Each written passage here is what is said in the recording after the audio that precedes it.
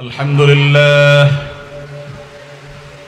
لله نحمده ونستعينه ونستغفره ونؤمن به ونتوكل عليه ونعوذ بالله من شرور أنفسنا ومن سيئات أعمالنا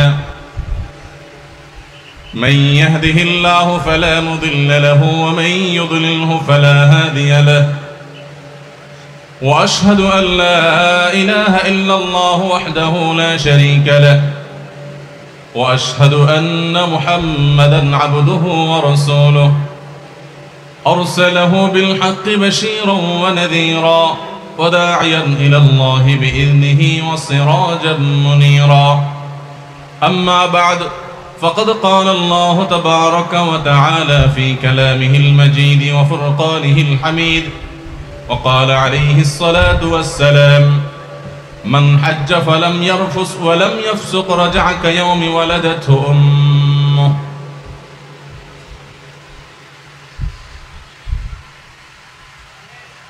ঐতিহ্যবাহী চট্টগ্রাম জেলার সাতকানিয়ার মাদ্রাসায় আয়োজিত আজকের এই তাফসীরুল কোরআন মাহফিলের সম্মানিত সভাপতি, উপস্থিত উলামায়ে কেরাম এবং দূর দূরান্ত থেকে আগত আমার প্রাণপ্রিয় দিনদরদী ভাইরা এবং পর্দা আলের মা ও বোনেরা, সাধারণত আপনারা জানেন গত এক বছর যাবৎ মাহফিল একরকম আমি প্রায় ছেড়েই দিয়েছি। একান্ত মাজবুরিতে হাতে গোনা কয়েকটা মাহফিল করেছি, সব মিলিয়ে হয়তো ৮-১০টা বা ১২টা মাহফিল হবে। এর অন্যতম প্রধান কারণ হলো আমার সময়ের স্বল্পতা। এছাড়া কিছু পরিকল্পনা মাফিক কাজের চিন্তা ভাবনা করে মূলত মাহফিলের এই জগতে গণহারে মাহফিল করা থেকে আমরা সরে আসছি। আবার নতুন করে মাহফিল চিন্তা আদৌ করব কিনা সেটা নিয়ে আমরা এখনো চিন্তা ভাবনার মধ্যেই আছি। এই মাহফিলটার জন্য অত্র এলাকার কৃতি সন্তান বিশিষ্ট ব্যবসায়ী জনাব জাফর আহমদ আমার অফিসে দীর্ঘ সময় গিয়ে বসেছিলেন। একদিন আমি বিনয়ের সাথে তাকে অপারগতা প্রকাশ করেছি। বহুবার তিনি নক করেছেন, প্রত্যেকবারই অপারগতা প্রকাশ করেছে। শেষ পর্যন্ত তিনি মক্কায় গিয়ে, হারামে গিয়ে, যখন আমি মক্কায় হারামে ছিলাম, মদিনায় ছিলাম, সেখানে গিয়ে তিনি আমাকে এমনভাবে রিকোয়েস্ট করেছেন যে হারামে আর রিকোয়েস্টটা ফেলা যায় নাই। এজন্য কষ্ট করে এবং নিজের মনের বিরুদ্ধে হলেও মাহফিলে সাড়া দিতে হয়েছে। কিন্তু আমি মাহফিলে গভীর রাতে কথা বলা অপছন্দ করি। এটা প্রিয় নবী সাল্লাল্লাহু আলাইহি সাল্লামের সুন্নতের খেলাফ, রাত ১২টা-১টা পর্যন্ত মাহফিল করা। নিজেও যে পরিপূর্ণভাবে পারছি তা না, কিন্তু চেষ্টা করছি। আর এই জন্য আমি খুব কঠিন করে শর্ত দিয়ে দিয়েছি যে এশার পরপরই আমি কথা বলে ঢাকায় চলে যাব। কিন্তু হতে হতে এখন 11টা 7 বাজে, অর্থাৎ আমার হাতে 1 ঘন্টা সময়ও নাই। সামান্য কিছু মিনিট সময় আছে, এর মধ্যে যা বলার বলতে হবে। কিন্তু সবচেয়ে বড় কষ্টের বিষয় হলো যে এত বক্তা এলাকায় আছে, বাহির থেকে আসলে বক্তা না আনলেও চলে। আপনারা বাহির থেকে এত কষ্ট করে আলেম আমাদেরকে কেন দাওয়াত দেন? দরকার হয় না তো? এই এলাকায় প্রচুর বক্তা আছে মাশাআল্লাহ, এত আলোচক আছে যে আলেম আমাদেরকে আনায় বসা রাখার কোনো দরকার নেই, ওনারাই যথেষ্ট আল্লাহর রহমতে। আর দ্বিতীয়ত কথা হলো যে মাহফিল যারা করবেন, আপনাদেরকে আমরা বারবার বলি, আল্লাহর হস্তে গভীর রাত পর্যন্ত মাহফিল করবেন না। এগুলো সুন্নাত না, এগুলো ইসলাম না। রাত 12টা-1টা পর্যন্ত মাহফিল শুনে এই লোকটা বাড়িতে গিয়ে খাওয়া দাওয়া করে ঘুমাইতে 1টা-2টা বাজবে, এই লোকটা ফজর নামাজ কেমনে পড়বে? যে মাহফিল শোনার পর ফজর নামাজ পড়তে অসুবিধা হয়, সেই মাহফিলতে কোনো আদর্শ মাহফিল হতে পারে না। অতএব গভীর রাত পর্যন্ত মাহফিল করা এটা আমাদের দেশে একটা ট্র্যাডিশন হয়ে গেছে, কিন্তু এখান থেকে আমাদের বের হয়ে আসা উচিত, উঠে আসা উচিত। আল্লাহ তাআলা আমাদের সবাইকে সে তৌফিক দান করুন। সম্মানিত উপস্থিতি, অনেক প্রশ্ন আপনাদের, আবার আলোচনাও করতে হবে, একসাথে এতগুলো বিষয় সামলানোও কঠিন। দেখি আমরা অল্প সময়ের ভিতরে যতটুকু সম্ভব আপনাদের উপকার হয় এরকম কিছু কথা বলার চেষ্টা করি। আল্লাহ আমাদেরকে তৌফিক দান করুন। মোহতারাম হাজরিন, রমাদান মাস শেষ হয়ে গেছে। রমজান মাস শেষে আমরা যে মাসটিতে প্রবেশ করেছি, যে মাসটির কয়েকটি দিন অতিবাহিত হয়ে গেছে, এই মাসটি হলো শাওয়াল মাস। রমজান মাস শেষ হয়ে গেছে মানে হলো ইসলামের একটা রোকন রমজানের সিয়াম সাধনা রোজা রাখা সেটা শেষ হলো, শাওয়াল মাস শুরু হলো, মানে হলো ইসলামের আরেকটা রোকন শুরু হয়ে গেছে। আর সেই রোকনটা হলো বাইতুল্লাহর হজ করা। আল্লাহ সুবহানাহু ওয়া তাআলা কোরআনে কারিমে বলেছেন, আল হাজ্জু আশহুরুম মালুমাত, হজ এটা কয়েক মাস ব্যাপী এর সূচনা করা যেতে পারে, শুরু হওয়া যেতে পারে। হজের মৌসুমের মধ্যে পড়ে শাওয়াল, জিলকদ এবং জিলহজ। জিলহজের 13 তারিখ 14 তারিখ পর্যন্ত এই পুরো সময়টা, শাওয়ালের 1 তারিখ থেকে নিয়ে জিলহজের 13-14 তারিখ পর্যন্ত পুরো সময়টাই হলো হজের মৌসুম। এই জন্য আল্লাহ সুবহানাহু ওয়া তাআলা হজকে কয়েক মাস ব্যাপী আদায়যোগ্য ইবাদত বা যেটির সূচনা করা যেতে পারে সেরকম ইবাদত হিসেবে উল্লেখ করেছেন। হজের মূল কার্যক্রম যদিও জিলহজের 8 থেকে 13 জিলহজ হয়ে থাকে, কিন্তু কেউ চাইলে হজের উদ্দেশ্যে এহরাম পরে, হজের নিয়তে মিকাত ক্রস করে, হজের স্টার্ট হয়ে থাকে এহরাম পরে, এহরাম পরার মাধ্যমে বিশেষ করে যারা হজে তামাত্তু করবেন অথবা কেরান করবেন, এমনকি ইফরাদ করবেন, অর্থাৎ হজের উদ্দেশ্যে যে যাত্রা, সেই যাত্রা হজের উদ্দেশ্যে যে এহরাম পরে তিনি তার নিজ গন্তব্য থেকে মক্কায় প্রবেশ করবেন এবং হজের মূল আনুষ্ঠানিকতা 8 জিলহজ পর্যন্ত অপেক্ষা করবেন, সেটি শাওয়াল থেকেই শুরু করা যায়। এই জন্য ইবাদতের একটা মৌসুম রমজানের শেষ হলেও আরেকটা মৌসুম শুরু হয়েছে। তো এই হজের মৌসুম যেহেতু শুরু হয়েছে, হজের সিজন যেহেতু শুরু হয়েছে, হজ সম্পর্কে আমরা সামান্য কয়েকটি কথা আরজ করতে চাই। আমরা বেশিরভাগ মানুষই হয়তো হজ করার তৌফিক হয়নি, কিন্তু হজ এমন একটা ইবাদত, যেই ইবাদতটাকে আমরা প্রেমময় ইবাদত বলতে পারি, যে ইবাদতের স্বাদ, যে ইবাদতের তৃপ্তি, যে ইবাদতের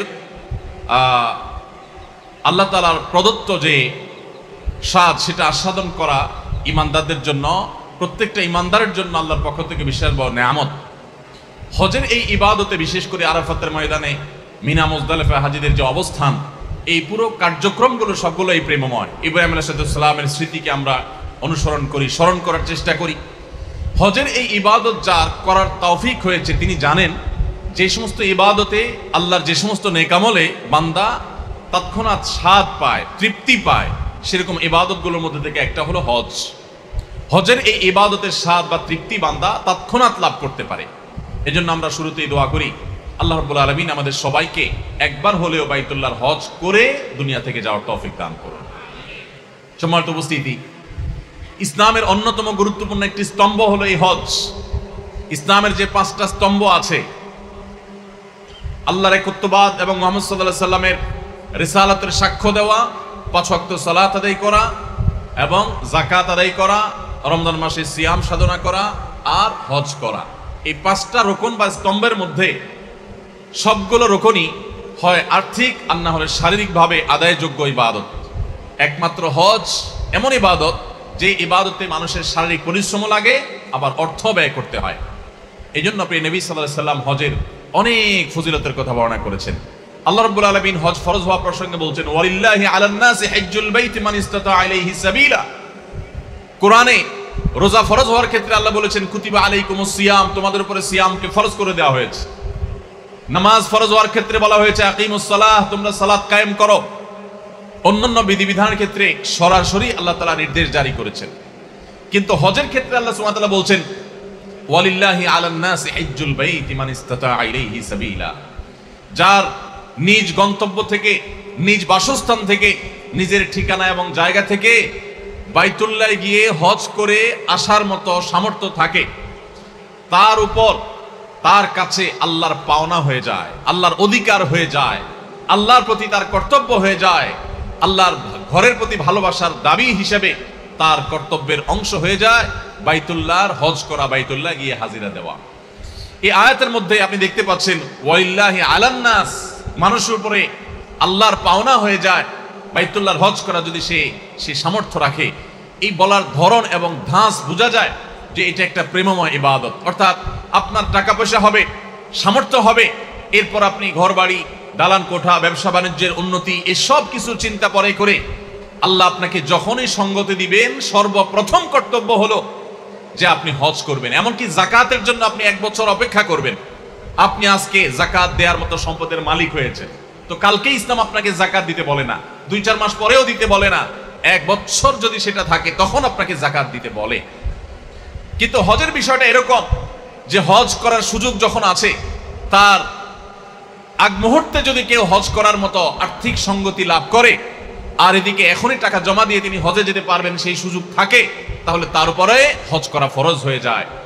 এটা এমন একটা প্রেমময় ইবাদত যে আপনার টাকা হওয়ার পর, সঙ্গতি হওয়ার পর সবকিছুর আগে আপনি হজ করবেন এবং দৌড় দিয়ে চলে যাবেন।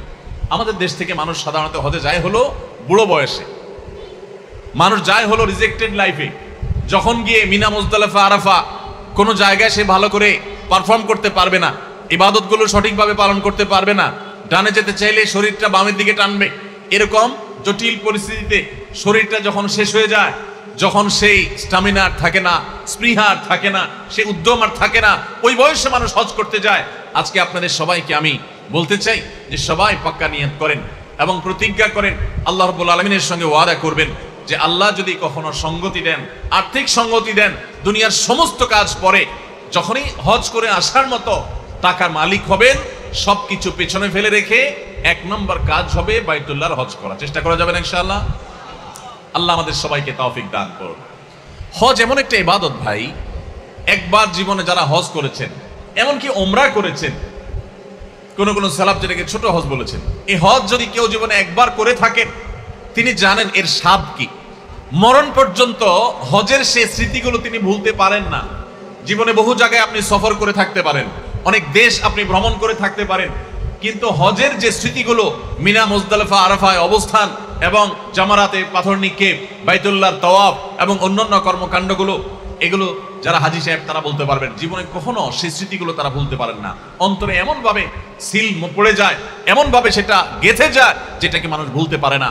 এই জন্য যাদের জীবনে হজ করার তৌফিক হয় নাই, তারা আল্লাহর কাছে এখন থেকে চোখের পানি ফেলে দোয়া করতে থাকেন, আল্লাহ তোমার বাইতুল্লাহর জিয়ারত করা ছাড়া, হজ করা ছাড়া তুমি দুনিয়া থেকে নিও না।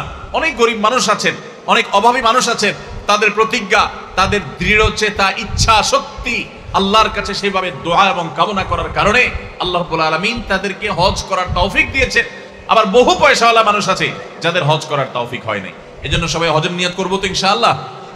শুধু নিয়ত করলে হবে না, তার জন্য এখন থেকে চেষ্টা শুরু করে দেন। আপনি একজন গরিব অভাবী মানুষ, আপনি একজন খেটে খাওয়া দিনমজুর মানুষ, আপনি একজন স্বল্প আয় মানুষ, আপনি হয়তো চিন্তা করতে পারেন এখন 6, 7, 8 লাখ টাকা দরকার হয় হজ করার জন্য, এত টাকা আমি কোত্থেকে জোগাড় করব? এই চিন্তা না করে আপনার কাছে এখন যতটুকু সামর্থ্য আছে সেখান থেকে অল্প অল্প সামান্য সামান্য টাকা জোগাড় করে হলেও আপনি হজের জন্য বিসমিল্লাহ করে জমা করে শুরু করে দেন, রাখতে শুরু করেন, আর এদিকে চোখের পানি ফেলতে থাকেন, দোয়া করতে থাকেন। দেখবেন অলৌকিক ভাবে আল্লাহ রাব্বুল আলামিন কুদরতি ভাবে আপনার সমস্ত টাকার ব্যবস্থা করে দিবেন ইনশাআল্লাহ। ভাইরা আমার, ইসলামের 5টি স্তম্ভের মধ্যে থেকে এই স্তম্ভটা অত্যন্ত গুরুত্বপূর্ণ, অত্যন্ত গুরুত্বপূর্ণ। নামাজের মধ্যে শারীরিক ইবাদত আছে, রোজার মধ্যে শারীরিক ইবাদত আছে। ঈমান আনতে কোনো অর্থ দরকার হয় না, শারীরিক ইবাদত, ঈমান আনাটাও শারীরিক বিষয়। অন্তরের বিশ্বাস আর মুখের উচ্চারণ, অঙ্গ প্রত্যঙ্গ তার একটা সম্পাদন, ঈমানের রোকন। কিন্তু হজ এমন একটা ইবাদত যেটা ঈমান, নামাজ, যাকাত, রোজা এগুলোর মতো না যে শারীরিকভাবে শুধু ইবাদত করতে হয় বা আর্থিকভাবে। যাকাতের জন্য শুধু অর্থ দরকার হয়, শারীরিক কায়িক পরিশ্রম দরকার হয় না।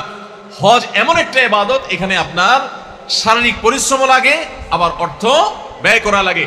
আপনার কোনো বন্ধুকে আপনি ভালোবাসেন, সেটা জাহির করার জন্য টাকা আছে প্রচুর, আপনার হাতে সময় নাই, ব্যস্ত মানুষ, ব্যবসায়ী মানুষ, তো অনেক সময় আপনি তাকে বলেন দোস্ত লাগলে টাকা নিয়ে যাও, সময় আমি দিতে পারবো না। আবার অনেক সময় দেখা যায় আপনি গরিব মানুষ, বন্ধুর জন্য আপনি সময় দিয়ে উপকার করতে পারেন কিন্তু টাকা দিতে পারেন না, কারণ আপনি গরিব মানুষ। কিন্তু যদি কখনো বন্ধুর জন্য আপনি শারীরিক ইবাদত, শারীরিক উপকারিতা, সময় দিয়ে আপনি তাকে উপকার করতে পারেন, আবার অর্থ দিয়ে উপকার করতে পারেন, এই জিনিসটা আপনার জন্য যেরকম ভালো লাগে কাজ করবে, সত্যিকারের বন্ধুর পরিচয় আপনি দিতে পারবেন। ঠিক একইভাবে আল্লাহর ইবাদত যেগুলোতে অর্থ লাগে না, শুধু শারীরিক ইবাদত করা যায়, অনেকেই করতে পারে।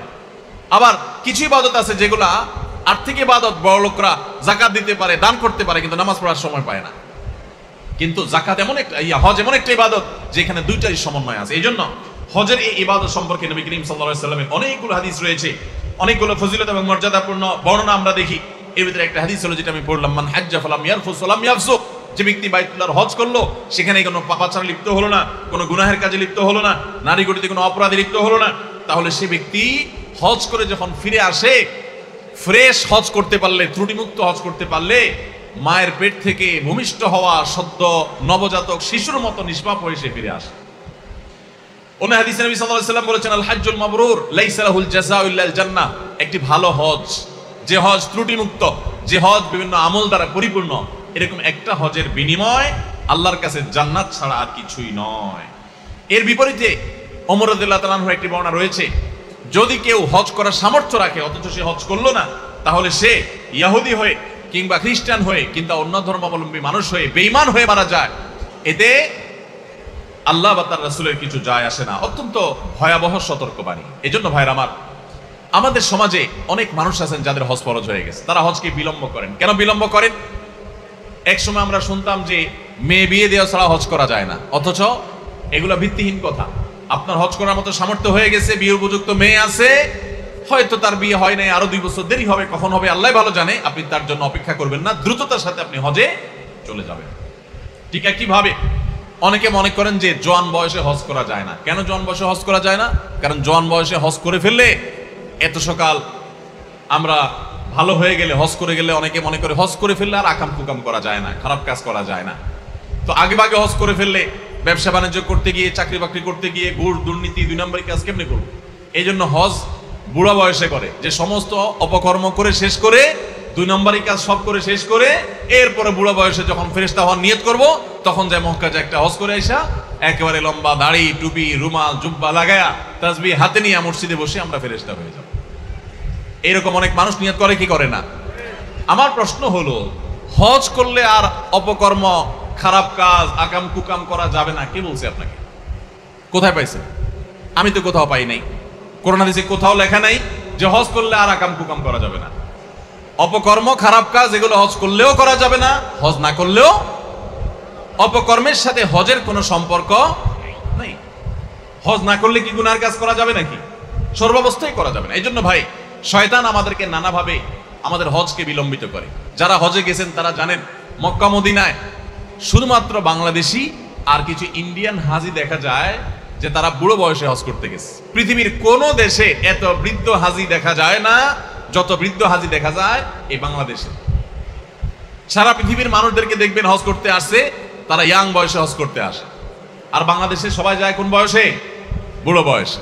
সরকারি চাকরি করে ঘুষ দুর্নীতি চুরি ডাকাতি সব শেষ করে এরপরে রিটায়ারমেন্টের পরে উনি যায় সেখান থেকে সিল মারায় ফেরেশতা হওয়ার জন্য।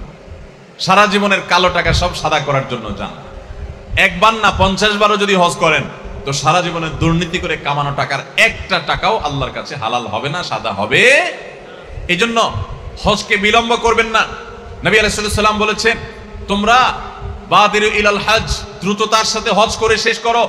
ফাইন্নাহু লা ইয়াদরি আহাদুকুম মা ইয়ারিদুলা, কারণ তোমাদের কেউই জানে না তার জন্য কি অপেক্ষা করছে। হয়তো কোনো দুর্ঘটনা, হয়তো কোনো অ্যাক্সিডেন্টের কারণে তিনি আর হজ করতে পারবেন না। এজন্য হজ বিলম্ব করার কোনো সুযোগ নাই।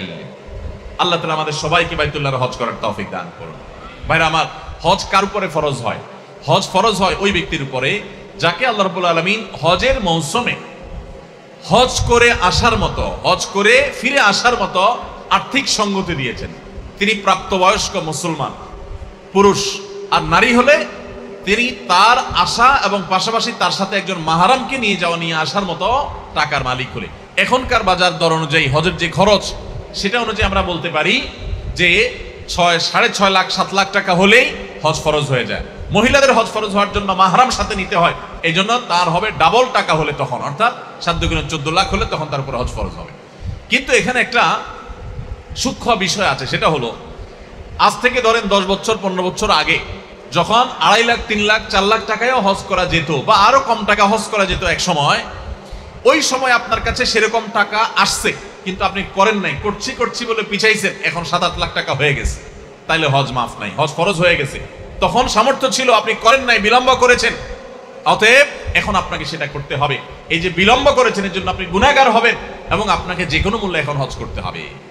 আর যদি কেউ ঋণগ্রস্ত থাকে তাহলে তার যেই টাকা তার কাছে আছে, ঋণটা যদি হয় নগদ আদায়যোগ্য ঋণ, এমন ঋণ না যেটা দীর্ঘমেয়াদে পরিশোধযোগ্য, যেমন মোহরের টাকা ঋণ আছেন স্ত্রীর কাছে, অথবা কিস্তিতে কোনো কিছু নিয়েছেন মাসে মাসে দিচ্ছেন, এটা দীর্ঘমেয়াদে আদায়যোগ্য বিষয়, এরকম না। বরং আপনার কারোর কাছে ধার দেনা আছে যেটা এখনই দেওয়া কর্তব্য, দেওয়া উচিত, এদিকে আপনার কাছে টাকা আছে, তাহলে যে টাকা আছে এটা দিয়ে দেনা শোধ করার পর যদি টাকা থাকে হজ করার মতো তাহলে ফরজ, আর না থাকলে তখন ফরজ না। আমাদের দেশে অনেকে আবার হজ করে উমরা করে কিন্তু ফরজ ধার দেনা দেওয়ার খবর রাখে না। আল্লাহ তাআলা আমাদেরকে ইসলামকে সঠিকভাবে বুঝা এবং মানার তৌফিক দান করুন। ভাইরা আমার, হজের এই ইবাদতের ফজিলত এবং মর্যাদা নিয়ে অনেক কথাই বলা যায়, কিন্তু আমাদের হাতে খুবই সময় কম।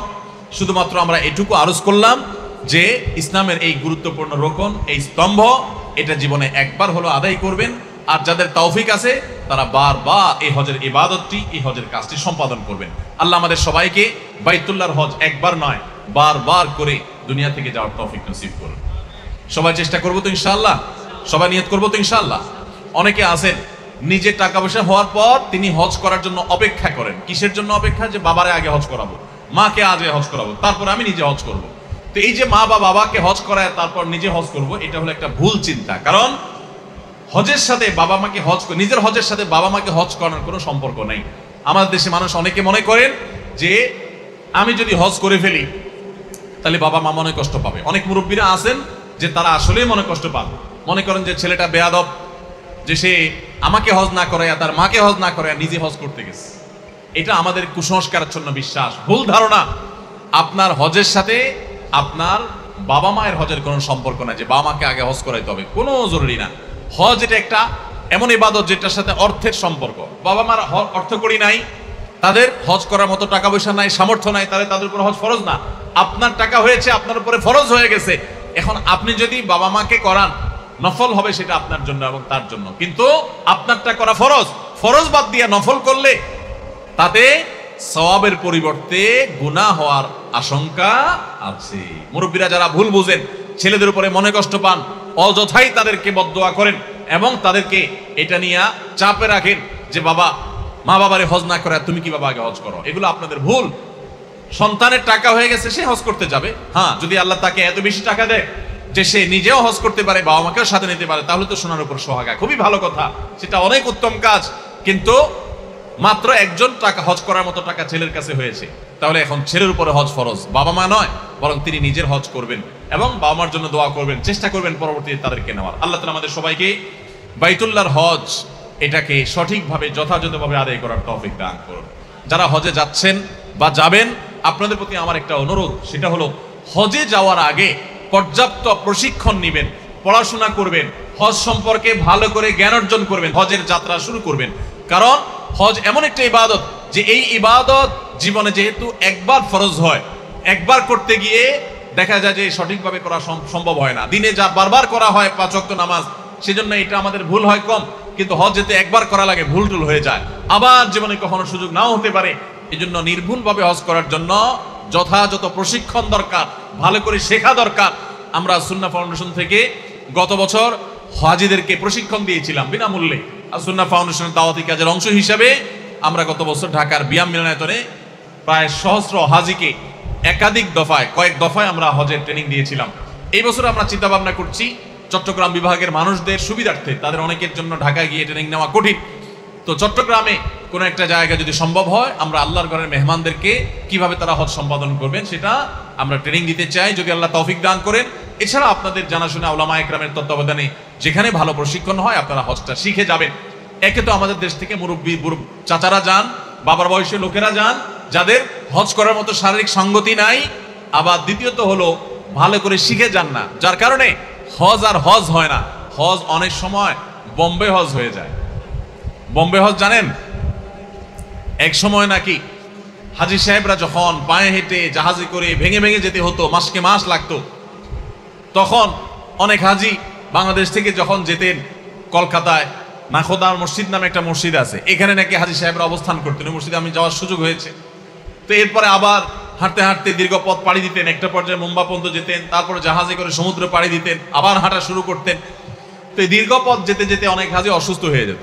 অসুস্থ হয়ে গেলে এত বেশি অসুস্থ যে তার আর হাঁটার অবস্থা নেই, আবার তাকে দেশে ফেরার পাঠানোর সুযোগ নেই, তখন তাকে নাকি মুম্বাইয়ে রেখে তারপর হাজিরা জাহাজে উঠতো, কারণ জাহাজে অসুস্থ হয়ে গেলে তখন তাকে নিয়ে কোন দিক যাবে, এই জন্য ওখানে রেখে দিত যে স্থানীয় ট্রিটমেন্ট করে তিনি যদি ভালো থাকতেন, বেঁচে থাকতেন, তো হাজিরা হজ করে ফেরত যাওয়ার সময় তাকে নিয়ে দেশে আসতেন।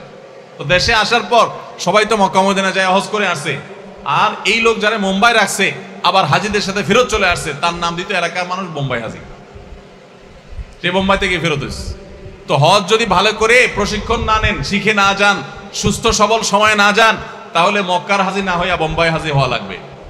বোম্বাই হাজি হবেন না মক্কার হাজি হবেন। আল্লাহ তাআলা আমাদের সবাইকে সঠিকভাবে বাইতুল্লাহর হজ সম্পাদন করার তৌফিক দান করুন। যেহেতু রমজানের পরে আরেকটা ইবাদতের মৌসুম শুরু হয়ে গেল, সেজন্য হজ কার উপরে ফরজ হয়, কখন ফরজ হয়, ঋণগ্রস্ত ব্যক্তির উপর হজ ফরজ হয় কিনা, মেয়েদের হজ কখন ফরজ হয়, এই পুরো বিষয়গুলো আমরা জানাবার চেষ্টা করেছি। আল্লাহ তাআলা আমাকে, আপনাকে, আমাদের সবাইকে আমলের তৌফিক দান করুন। সম্মানিত ভাইরা, যে সমস্ত প্রশ্ন আসছে আমরা চেষ্টা করছি অল্প অল্প করে উত্তর দেওয়ার, কারণ যতগুলো প্রশ্নের উত্তর দেওয়া যায়, প্রশ্নের উত্তর দেওয়ার পর পুরস্কার বিতরণী হতে পারতো, কিন্তু সময়ের অভাবের কারণে সেটা সম্ভব হবে না। আমরা শুধু প্রশ্ন উত্তর দিয়ে শেষ করব। বিসমিল্লাহ। প্রথম প্রশ্ন হলো, গীবতের শাস্তি কি? এ সম্পর্কে জানালে উপকৃত হব। গীবতের শাস্তি কি? গীবতের পরিচয় জানেন তো আপনারা? যেটা আমাদের কাছে এখন ঘি ভাত হয়ে গেছে, সেটা হলো আসলে কি? গীবত। নবী করিম সাল্লাল্লাহু আলাইহি ওয়াসাল্লাম বলেছেন, আতাদরুনা মাল গীবা? তোমরা কি জানো গীবত কাকে বলে, গীবতের পরিচয় কি?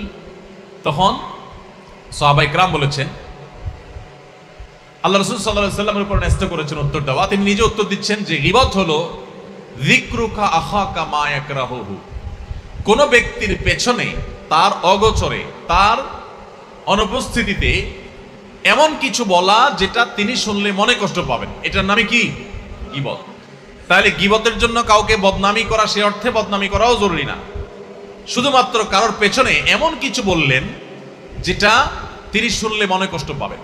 যেমন লোকটা খাটো, আপনি তার পিছনে বললেন, ওই যে বাইকটা, এই যে বললেন না, এটাই গীবত হয়ে গেছে, কারণ এটা তার সামনে ভাবে বললে তিনি মনে কষ্ট পাইতেন। তো এই যে কারোর পেছনে তার মন্দ কিছু বলাটা গীবত, এটা যদি সত্য কথাও হয় তারপরেও গীবত হবে, বরং সত্য হলেই গীবত হবে। আর যদি তার পেছনে কোনো মিথ্যা কথা বলেন তাহলে সেটা হবে মিথ্যা অপবাদ, গীবতের চাইতে আরো জঘন্য গুনাহ। এই গীবত কবিরা গুনাহ, এটা মহা অপরাধ, ভয়ঙ্কর অপরাধ। আপন মৃত ভাইয়ের গোশত খাওয়া যেরকম জঘন্য অপরাধ, নোংরা গুনাহের কথা, কারোর গীবত করা ঠিক সেরকম গুনাহের কথা। আল্লাহ তাআলা কোরআনে এর সাথে এটাকে গীবতকে তুলনা করেছে। এজন্য ভাই, গীবত থেকে আমাদের বেঁচে থাকতে হবে। যারা গীবত করে, শয়তান তাদেরকে দুইটা মাসআলা সাপ্লাই করে, তাদের নিজের কাজটা যাতে দোষের মনে না হয় সেজন্য শয়তান তাদেরকে দুইটা মাসআলা ডেলিভারি করে। তার একটা হলো, শয়তান বলে যে আমি যার পেছনে সমালোচনা করতেছি এটা তো আমি সত্য বলতেছি, মিথ্যা বলতেছি না। যদি কেউ কারোর গীবত করে আর আপনি বলেন ভাই কারোর গীবত করেন না, গীবত করা গুনার কথা, তাহলে লোকটা কি বলবে? সে বলবে ভাই আমি যেটা বলতেছি সত্য বলতেছি, আমি মিথ্যা কিছু বলতেছি না। এই লোকটা গীবতের সংজ্ঞা জানেন না। একটা লোক খারাপ একটা কাজ করেছে, তার অগোচরে আপনি রাস্তাঘাটে, দোকানে পাটে হেঁটে হেঁটে মানুষের কাছে, অনেক মা বোনরা আছেন যে কোনো মহিলার কোনো ত্রুটি পাইছে, অন্য মহিলাদের সাথে রসিয়ে রসিয়ে এটা গল্প করেন। তিনি যেটা করেছেন অন্যায়, সেই অন্যায়টাই তার পেছনে বললেই গীবত হবে। আর দ্বিতীয় যে মাসআলা শয়তান আমাদের ডেলিভারি করে, সেটা হলো যদি কাউকে বলেন আপনি ভাই গীবত করেন না, তখন বলবে ভাই এটা আমি তার সামনেও বলতে পারবো, আপনি কি মনে করছেন? তো সামনে বলতে পারবেন আপনি, এত বড় বেটাগিরি আপনার জাহির করার ক্ষমতা যদি থাকে, তাহলে পিছনে কেন বলতেছেন? সামনে বলেন, সেটা জায়েজ আছে, পিছনে বলা জায়েজ নাই। সামনে সুন্দরভাবে বলেন যাতে তার সংশোধন হয়। দেখুন ইসলাম কেন গীবতকে নিষেধ করেছে জানেন? গীবতের মাধ্যমে সামাজিক বিশৃঙ্খলা তৈরি হয়, অশান্তি তৈরি হয়, সম্প্রীতি বিনষ্ট হয়, সমাজ অশান্তির দিকে ধাবিত হয়। কিভাবে? একটা মানুষ খারাপ কাজ করেছে, তার অগোচরে আরেকজনের কাছে যদি তার দোষের কথা বলেন, তাহলে এই লোকটার দোষ কি সংশোধন হয়ে যাবে? যাবে না। বরং কি হবে? অন্যান্য লোক যাদের কাছে তার বদনামি করলেন, ওই লোকগুলো যার গীবত করেছেন তার সম্পর্কে ভুল ধারণা তৈরি হবে, জেদ তৈরি হবে, ঘৃণা তৈরি হবে, সমাজে তাদের মধ্যে দূরত্ব তৈরি হবে। তাহলে সংশোধন তো হলোই না, বরং তার দোষগুলা মানুষের কাছে বলে বলে বলে বলে তার অনেক ক্ষেত্রে সংশোধন হওয়ার পথ আপনি আরো রুদ্ধ করে দিলেন, গোটা সমাজের মধ্যে আপনি নোংরামি ছড়ায় দিলেন। আর যদি তার সামনে বলেন, তাহলে সেক্ষেত্রে কি হবে?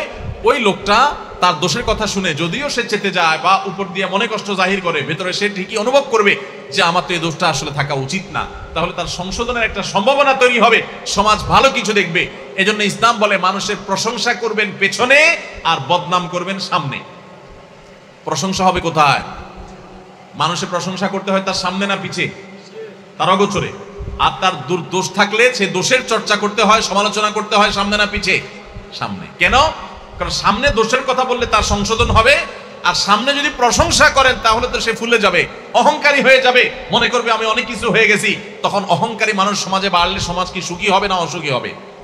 আজকে আমাদের সমাজে এত মাস্তানি, এত মাতবরি, এত গুন্ডামি, এত টাকার বাহার, এত অস্ত্রের ঝঞ্ঝনানি, এত শক্তি প্রদর্শনের যে অসুস্থ প্রতিযোগিতা, এগুলো অহংকারের কারণে হয়ে থাকে।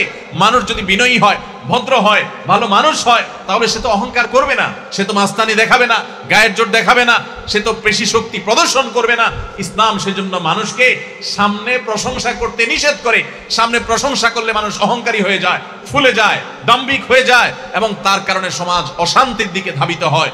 আর পেছনে প্রশংসা করলে লাভ কি হয়? যে এই লোকটার প্রশংসা যখন আপনি পেছনে করবেন, যাদের কাছে করবেন, তারা তার সম্পর্কে সুধারণা তৈরি হবে, ভালোবাসা তৈরি হবে, সম্প্রীতি তৈরি হবে। মাশাআল্লাহ, তার ভিতরে এই গুণটা আছে, আমার জানা ছিল না, তাহলে তার প্রতি একটা হৃদ্যতা তৈরি হবে। এর মাধ্যমে সমাজে একটা সুন্দর আবহ তৈরি হবে। এই জন্য ইসলাম বলে মানুষের দোষ বলবেন সামনে, গুণ বলবেন পেছনে।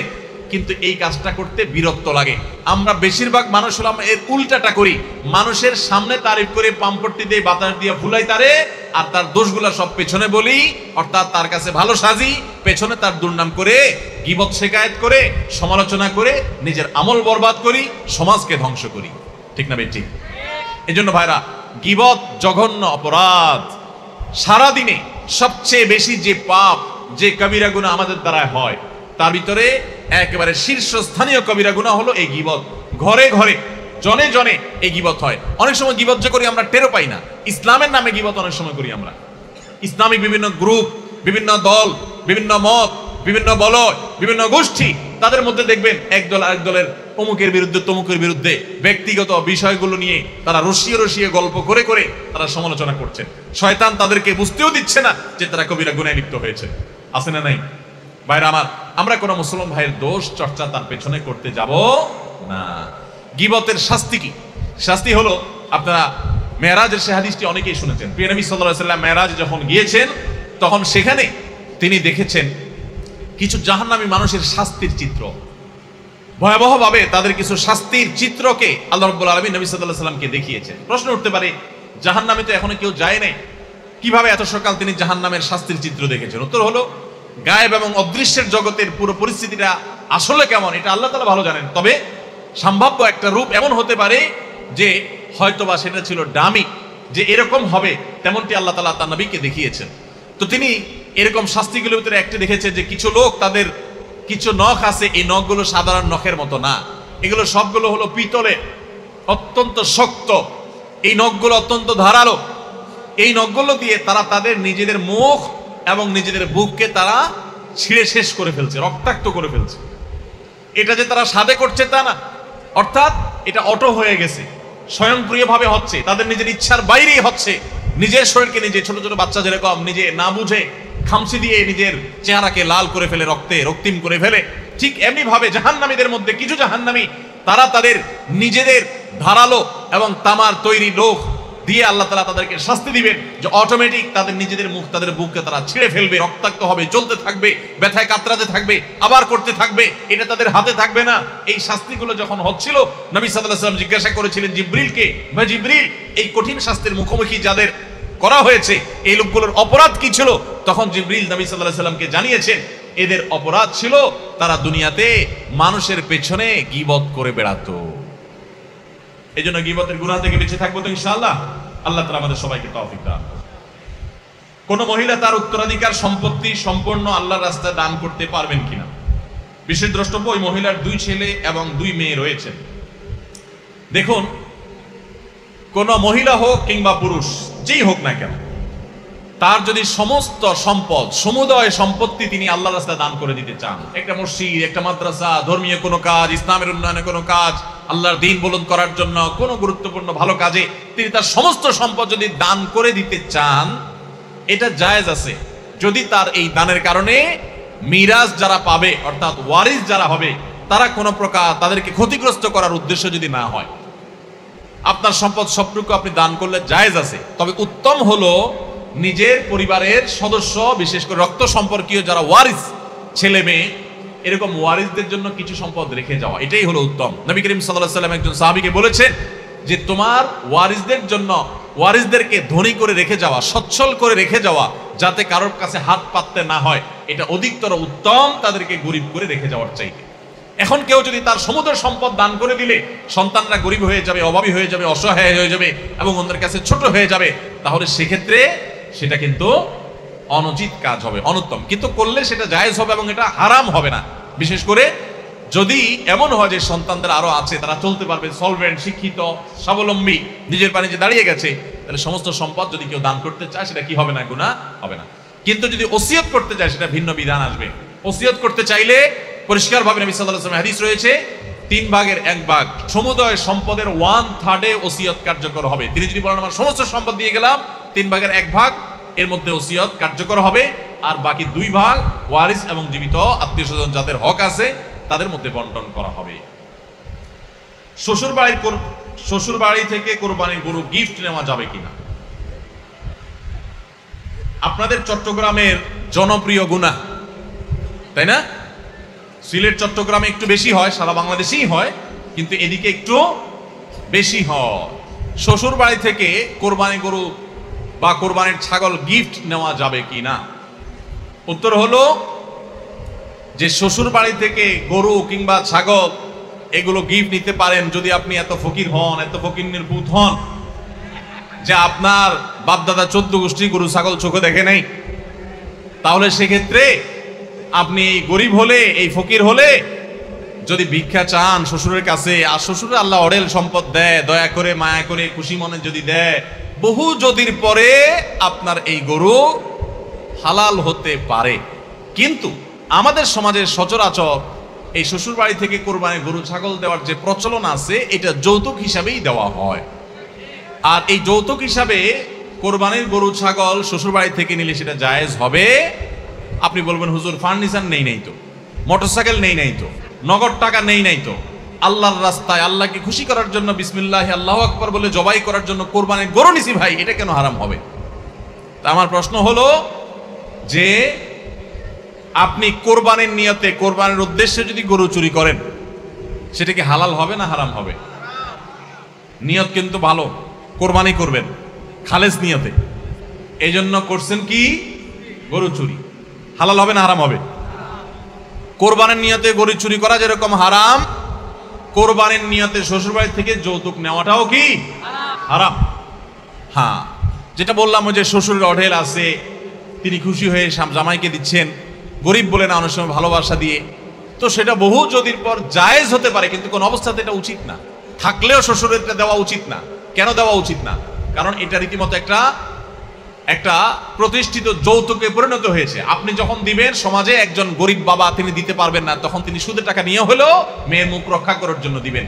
যে সমস্ত ফ্যামিলিতে ছেলের বউকে কোরবানির গরু, কোরবানির ছাগলের জন্য চাপ দেন, আপনার জীবনে গোশত এত কম খাইছেন, এত গরিব মানুষ আপনি। আমি এর আগে সিলেটে বলেছিলাম ইফতার প্রসঙ্গে, আজকে এখানে বলে যাচ্ছি, যাদের কোরবানির গোশতের এত টান পড়ছে, তল পড়ছে, তারা ছেলের বউ পুত্রবধূকে এটার জন্য পিড়াপিড়ি না করে, তার বাপকে বাধ্য না করে আস-সুন্নাহ ফাউন্ডেশনের কাছে দরখাস্ত লেখেন। আমি দায়িত্ব নিয়ে বলতেছি, আপনার মতো ফকিরকে দেওয়ার জন্য আমরা গোশত কালেকশন করি। প্রতি বছর আমরা শত শত গরু ছাগল সারা দেশে জবাই করি। আপনাদের এই চট্টগ্রামে, সাতকানিয়াতেও আমাদের গরু ছাগল জবাই হয়। আপনি যদি এলাকার মানুষ হন আর এত গরিব মানুষ হন, তো আল্লাহর হস্তে আমাদের সাথে যোগাযোগ করে বলেন যে হুজুর আপনারা আল্লাহর হস্তে আস-সুন্নাহ ফাউন্ডেশন থেকে গোশত না দিলে আমি কিন্তু শ্বশুর বাড়ি থেকে আদায় করব, তাহলে আপনাকে আমরা ঠিকই গোশত দেব ইনশাআল্লাহ। তাহলে আল্লাহর হস্তে ভিক্ষা করবেন, সেটা অনেক বেশি আপনার তুলনামূলকভাবে উত্তম হবে শ্বশুর বাড়ি থেকে যৌতুক নিয়ে গরু ছাগল কোরবানি দেওয়ার চাইতে। আল্লাহ তাআলা আমাদেরকে বুঝার তৌফিক দান করুন। এই যৌতুকের বিরুদ্ধে আমাদের সংগ্রাম করতে হবে। অনেক ফ্যামিলিতে আছে যে বলে যে আসলে আমরা তো চাই নাই, আমার শ্বশুর বাড়ি থেকে বা আমার ব্যয় সাহেব খুশি হয়ে দিছেন, জোর করে দিছেন, আমি নিতে চাই না। ভাই, এখন এমন একটা সময় আমরা আসছি, এখন ঘুষ আর যৌতুক এই দুই জিনিস সবাই খুশি হয়ে দেয়। বুঝেন নাই কথা? ঘুষ আর যৌতুক এই দুইটা মানুষ কি হয়ে দেয়? খুশি মনে দেয়। কারণ বেজার মনে যদি দেয় তাহলে তো খবর আছে। বুঝেন নাই? আমি কয়দিন আগে মক্কায় আমাদেরকে এক ভাই, এই চট্টগ্রামেরই সম্ভবত এক ভাই আমাকে বললেন যে আমাদের ওই যে একটা বক্তব্য ছিল সিলেটের, যে কারোর যদি এত ইফতারের টান থাকে তো শ্বশুরবাড়িতে অর্থাৎ মেয়ের বাবার বাড়িতে ইফতার না চেয়ে আসুন্নাহ ফাউন্ডেশনের কাছে ইফতার চান। এই কথা কেউ কোনোভাবে লিখছে, সেটা ইমো বা এরকম কোনো জায়গাতে স্টোরি হয়ে গেছে, নিজের অজান্তে হয়তো টিপাটিপি করে স্টোরি হয়ে গেছে।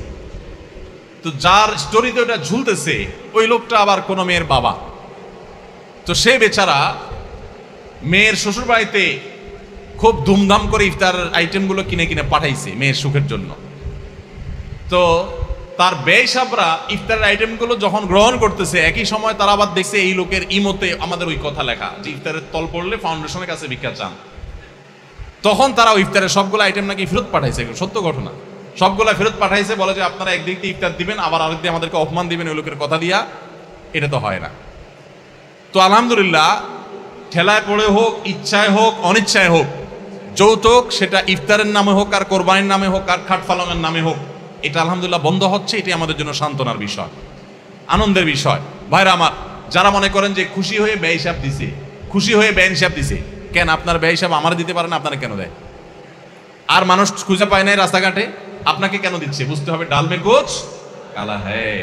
আপনাকে সাদে দিচ্ছে না, ওই মেয়েটার সুখের জন্য দিচ্ছে। জানে আপনি ऐसा ছোট লোক না দিলে উপর দিয়ে কিছু না বলেন, মেয়েটার কষ্ট হবে, তাকে নানাভাবে কষ্ট দিবেন, আপনি না দেন আপনার আত্মীয় স্বজন দিবে, অন্য মহিলারা খোঁচাবে এবং তার মুখটা ছোট হবে, এই জন্য তার বাপ বাধ্য হয়ে দিচ্ছে। আল্লাহর ওয়াস্তে এই যৌতুক থেকে মুক্ত হওয়ার চেষ্টা করেন। একজন বাবা তার মেয়েকে, একজন মা তার মেয়েকে জন্ম থেকে বড় করে একজন প্রাপ্তবয়স্ক মানুষ বানিয়ে শিক্ষিত করে তারপর আপনার কাছে দিয়ে দিয়েছে, বিয়ে দিয়ে দিয়েছেন, আপনার সংসারে চলে আসছে সারা জীবনের জন্য। মানুষটাকে গড়ে তুলছেন তার বাপ মা, আর তার সুফলটা ভোগ করছেন আপনি। আপনার উচিত বরং শ্বশুর বাড়িতে গিয়ে শ্বশুর শাশুড়িকে খেদমত করা, টাকা পয়সা দেওয়া, হাদিয়া তোফা দেওয়া, কারণ তাদের আস্ত একটা মেয়ে তুলে নিয়ে আসছেন। কত বড় ছোট লোক হলে তারা আস্ত একটা মেয়ে তুলে দিচ্ছে, আবার সাথে আপনি যৌতুক আশা করেন। এই সমস্ত কুপ্রথার বিরুদ্ধে আমরা সংগ্রাম করবো তো ইনশাআল্লাহ। কারা কারা শ্বশুর বাড়ি থেকে গরু ছাগল নেবেন, হাত তোলেন।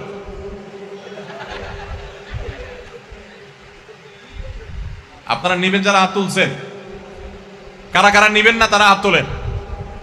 আল্লাহ আমাদের সবাইকে অভিশাপ থেকে বেঁচে থাকার তৌফিক দান করুন, বলুন আমিন। খাবার খেতে খেতে টিভি বা মোবাইল ফোন দেখা জায়েজ আছে কিনা? দেখুন, এটা তো এখন একটা কমন একটা বিষয় হয়ে গেছে না? আমরা সবাই কম বেশি এই রোগের রোগী। দেখুন, খাবার খেতে খেতে টেলিভিশন বা মোবাইলের স্ক্রিনে যদি হালাল কিছু দেখেন, ভালো কিছু দেখেন, তাহলে সেটা হারাম হবে না। আর হারাম কিছু দেখলে সেটা খেতে খেতে দেখলেও না জায়েজ হবে, অন্য সময় দেখলেও হারাম হবে। হারামটা সর্বাবস্থা হারাম। ভালো কিছু দেখলে খেতে খেতে সেই দেখাটা বা ওই দেখা অবস্থায় খাওয়াটা হারাম হবে না, কিন্তু অবশ্যই এটা অনুত্তম কাজ। কেন অনুত্তম কাজ? কারণ এটা আমাদের স্বাস্থ্যের জন্য ভালো নয়। ডাক্তাররা আমাদেরকে বারবার সাবধান করে খাবার সময় খাবারের প্রতি মনোযোগী হতে হয়। অন্য মনস্ক হয়ে খেলে তার স্বাস্থ্যগত উপকারিতার চাইতে অনেক সময় ক্ষতির আশঙ্কা থাকে। তো এই জন্য এটা এমনিতে অনুচিত। তাছাড়া এটা নেশার লেভেলে চলে গেলে, এডিকশনের লেভেলে চলে গেলে, আসক্তির লেভেলে চলে গেলে তখন মানুষ এরকম করে। সেজন্য যথাসম্ভব এই বদভ্যাস থেকে আমাদের দূরে সরা উচিত। অনেকে আছে বাচ্চাকে মোবাইল না দেখাইলে, কার্টুন না দেখাইলে, ভিডিও না দেখাইলে বাচ্চা খায় না, আছে না নাই? ভাইরা আমার, আমি খুব শক্তভাবে বলতে চাই, বাচ্চাকে মোবাইল দেখায়া, কম্পিউটার বা টেলিভিশনে কোনো ভিডিও কোনো কিছু দেখায়া খাওয়াবেন না। এটাতে বাচ্চার খাওয়ার উপকারিতা যা হয় তার চাইতে ক্ষতি আরো বেশি হয়। এটা করবেন না। এখন আপনি বলবেন এটা না দেখালে তো খাওয়ায় না। আমার কথা হলো, আপনি একদিন দেখানো ছাড়া খাওয়ান, 2 দিন 3 দিন, যদি সে না খাইতে চায় খাওয়ায়েন না। তাকে বলে দেন যে তোমাকে এই সব দেখতে দেওয়া হবে না, তুমি খাওয়া খাও আর না খাইলে না খাও। ওই যে এক মুরব্বী চাচার দেখছেন না, সারি সময় শেষ, খাইলে খাও না খাইলে না খাও, সিলেটি ভাষায়। তো বাচ্চারে বলবেন যে বাচ্চা শুনো, কোনো মোবাইল টোবাইল দেখানো হবে না, খাইলে খাও না খাইলে না খাও। বাচ্চা দেখবেন একদিন খাবে না, দ্বিতীয় দিন খাবে না, তৃতীয় দিন খাবে না, এরপরে দেখবেন এক সময় ও খাবে, ওর বাপ মা 14 গোষ্ঠী একসাথে খাবে। খাবে না মানে আপনি আবার মনে করবেন যে হুজুর তাহলে বাচ্চা মরে যাবে না। না, এত সোজা না মানুষের মরণ। 2, 4, 5, 7 দিন না খাইলে মানুষ মরে না, এত সোজা না। যখন ঠেলায় পড়বে দেখবেন ও খাবে, ওর বাপ মার সাথে খাবে। এগুলো সব আমাদের হীনমন্যতার কারণে হয়েছে যে বাচ্চা হুজুর মোবাইল না দেখাইলে খায় না। কে বলেছে আপনাকে? আলহামদুলিল্লাহ, আমি তো আমার ফ্যামিলিতে দেখি কই বাচ্চাদের মোবাইল দেখানো খাওয়ানো হয়, তারা খুব ভালো করে খায়। এই জন্য সৎ সাহস দরকার। বাচ্চাদের মোবাইল আসক্তি থেকে তাদেরকে বাঁচাবার জন্য নিজেরা মোবাইল আসক্তি থেকে দূরে সরতে হবে। আপনি সারাদিন ভূতের মতো মোবাইলে ডুব দিয়ে থাকবেন আর বলবেন হুজুর একটা দোয়া লিখে দেন, তাবিজ লিখে দেন, বাচ্চার জন্য মোবাইল আসক্তি দূর হয়ে যায়। সম্ভব না। তাবিজ তো আপনার হাতে, আপনার কাছে। আপনি নিজে ছেড়ে দেন, বাচ্চা এমনিতে কি হবে, মানুষ হয়ে যাবে ইনশাআল্লাহ। ঘরে কোরআন রেখে স্বামী স্ত্রী সহবাস করা যাবে কিনা? ঘরে কোরআন থাকলে স্বামী স্ত্রী সহবাস তো অবশ্যই করা যাবে। এর কারণে কোনো গুনাহ হবে, হারাম হবে, ব্যাপারটা সেরকম না। এগুলো আমাদের অনেকের কুসংস্কারের জন্য বিশ্বাস মাত্র। আমার কিছু বন্ধুরা ঈদের বকশিশ দিয়ে অনলাইনে জুয়া খেলে সব টাকা নষ্ট করে নিজেদের টাকাও ধ্বংস করেছে। তারা এই মাহফিলেই উপস্থিত আছে, তাদের হেদায়েতের উদ্দেশ্যে কিছু বলবেন। মাশাআল্লাহ, আসামি হাজির একেবারে। এই যে আসামি যারা ঈদের বকশিশের টাকা দিয়ে কি করেছে, জি,